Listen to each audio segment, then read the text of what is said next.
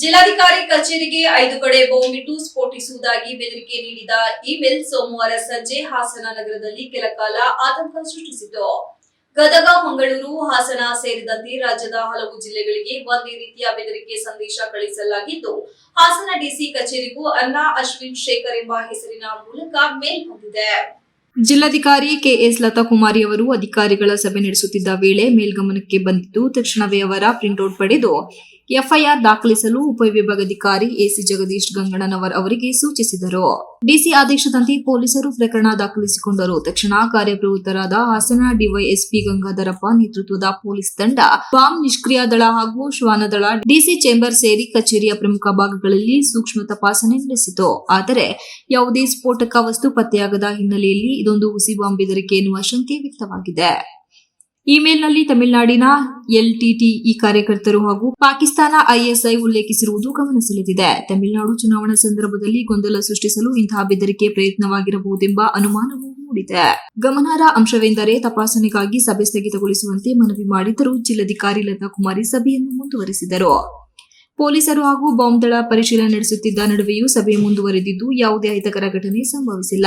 ಪ್ರಕರಣದ ಕುರಿತು ಪೊಲೀಸರು ತನಿಖೆ ಮುಂದುವರೆಸಿದ್ದಾರೆ. ಈ ವೇಳೆ ಬಾಂಬ್ ಬೆದರಿಕೆ ಬಗ್ಗೆ ಡಿಸಿ ಮಾಧ್ಯಮಕ್ಕೆ ಹೇಳಿಕೆ ನೀಡಿದ್ದಾರೆ. ಅಲ್ಲಿ ಏನಂತ ಬಂದಿದೆ ಅಂದರೆ, ಪಾಕಿಸ್ತಾನಿ ಐಎಸ್ಐ ಸೆಲ್ ತಮಿಳುನಾಡು ಡಿವಿಷನಲ್ಲಿ ಎಕ್ಸ್-ಎಲ್ಟಿಟಿ ಕ್ಯಾಡರಿಂದ ಬ್ಲಾಸ್ಟ್ ಆಪ್ಷನ್ಸನ್ನು ಮಾಡಲಾಗ್ತಿದೆ. ಹಾಗಾಗಿ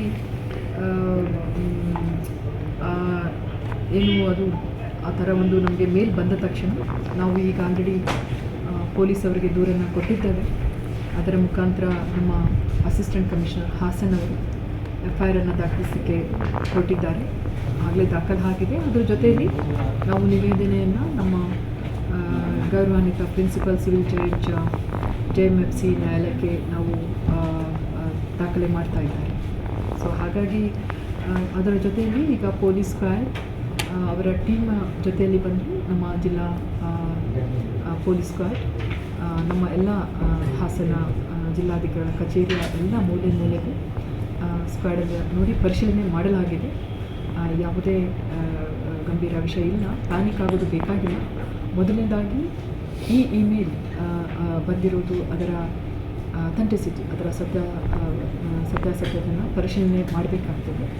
ಸೊ ಹಾಗಾಗಿ ನಮ್ಮ ರಿಕ್ವೆಸ್ಟ್ ಯಾವುದೇ ಪ್ಯಾನಿಕ್ಗೆ ಒಳಗಾಗದೆ ಶಾಂತಿಯುತವಾಗಿ ಇದೆ ಅಂತ ಹೇಳಿ. Srinivas, TV 46 news Kannada, Hassan.